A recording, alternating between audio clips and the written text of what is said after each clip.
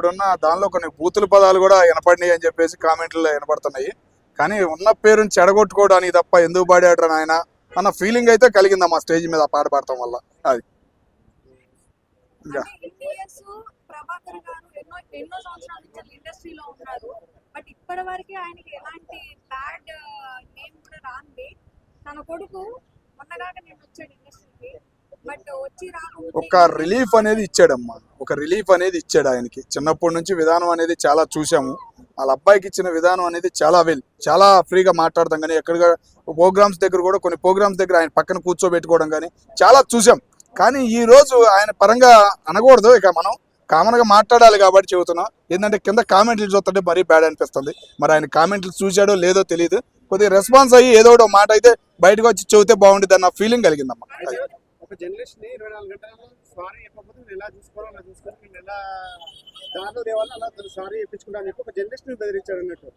Police complaint ఇచ్చాడు కన్నా, police వెళ్ళి ఇచ్చాడు, ఆల్రెడీ చూసాం, అది కూడా చూసాం. కానీ ఆయన అట్లా వారింగ్ ఇవ్వటం కూడా రాంగ్. ఏంటంటే ఒక చంద్రహాసన్ సాంగ్ రాసుకుంది ఆయనే, సింగర్ ఆయన, అన్ని ఆయన. అలా వల్గర్ గా ఉంది మొత్తం, కంటెంట్ మొత్తం సాంగ్ మొత్తం వల్గర్ ఉంది. అదే సాంగ్ ని అదే జర్నలిస్ట్ ఇలా ప్రొడ్యూసర్ అని లేకపోతే డైరెక్టర్ అని వాళ్ళ పాట ఎలా పాడతావు, పిల్లలకి ఏం మెసేజ్ ఇస్తున్నావు అని చెప్పేసి నేను అడిగాడు దాన్ని. కానీ తిట్టలేదు. చంద్రహాసన్ పాటలు ఎందుకు రాస్తున్నావు అని చెప్పేసి అడిగాడు, అంతే. దాని గురించి మీరే ఉంటారు. ఆ పాటలో బూతులు ఉన్నాయని చెప్పేసి ఒక రిపోర్టర్ గా ఆయన అడగాల్సిన బాధ్యత ఉంది కాబట్టి విన్నాడు. కాబట్టి సొసైటీలో ఏంటంటే ఒక పాట రావాలంటే ఇంతకుముందు కంట్రోల్ ఉండేవి కొన్ని, ఏదైనా కానీ ఒక పాట బయటికి రావాలంటే పోలీసుల తరపున కానీ ఏదో ఒకటి ఉండేది. కానీ ఇప్పుడు ఈ సోషల్ మీడియా పెరిగిపోవడం వల్ల విపరీతంగా ఏ పడతా బయటకు వచ్చేస్తున్నాయి. దానిలో ఉన్న పదాలు ఎంత ఘాటుగా ఉన్నాయి, విన్నాళ్ళకైతే బాధ వేసిద్ది కదా. మరి దాని గురించి స్పందించాడు ఒక రిపోర్టర్ గా, బాధ్యతగా అడిగాడు క్వశ్చన్. కానీ పోయి నువ్వు రిపోర్టర్గా వార్నింగ్ ఇస్తానంటే ఎట్లా? నువ్వు పోయి రిపోర్టర్గా వార్నింగ్ ఇస్తావు అనుకుంటే ఎట్లా? అన్నీ ఏంటంటే బెదిరింపులు. ఈ కాలంలో మధ్యకాలంలో ఏంటంటే ప్రతి ఒక్కరు వచ్చేసి బయటకు వచ్చేసి బెదిరింపులు చూసేపాటికి అది అలవాటు అయిపోతుంది.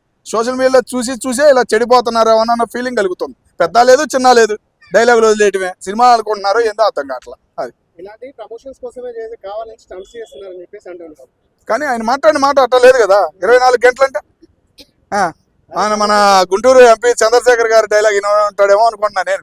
24 గంటల రాంబాబు గారికి సినిమా చూపిస్తాను అన్నట్టు సినిమా చూపించాడు కదా, ఆయన డైలాగ్ విని ఉంటాడేమో అని నేను అనుకుంటున్నా. ప్రతి ఒక్కటి 24 గంటలు పడితే ఆయన ఎంపీ అయ్యా, నువ్వు కామన్ మ్యాన్వి, నీకు ఆయనకి తేడా లేదు. అది కరెక్ట్ కాదన్న. అందుకే రిపోర్టర్ కూడా స్పందించాడు, పోలీసులు స్పందించారు.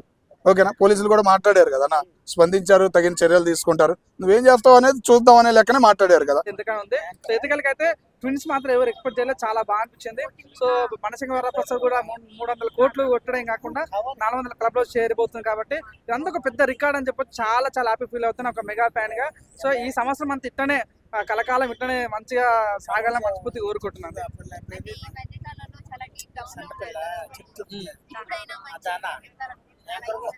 వెళ్తారానికి మన చేతుల్లో ఇక దేవుడు కర్మనే అధికారస్యం అన్నట్టుగా. సో అట్లా వెళ్ళిపోతుంటది. కానీ వాళ్ళు కష్టపడ్డ కష్టానికి ఫలితం దొరుకుతుంది.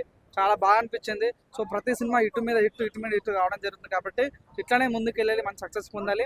సో సినిమా పరంగా కాకుండా ఫ్యామిలీ పరంగా కూడా వాళ్ళు చాలా హ్యాపీగా ఉన్నారు, చాలా సంతోషంగా ఉన్నారు. ఉన్నటి వరకు అల్లు అర్జున్ మెగా ఫ్యామిలీ అయింది. సో వాళ్ళు కూడా అంతా కలిసిపోయారు. సో మెగా ఫ్యామిలీ కాదు, అల్లు అర్జున్ ఫ్యామిలీ కాదు, రెండు ఒకటే, అందరం ఒకటిగా అన్నట్టు కలిసి కట్టి అందరూ బాగున్నాం. ఈ సంవత్సరం అంతా ఇట్లనే సుఖశాంతితో వెళ్ళాలని మనస్ఫూర్తి కోరుకున్నా. మెగా ఫ్యాన్స్ అందరూ కూడా సంతోషంగా ఇంకా మీరు మంచి ఇన్స్పిరేషన్ గా తీసుకొని ముందుకు సాగాలని మనస్ఫూర్తి కోరుకుంటున్నాం.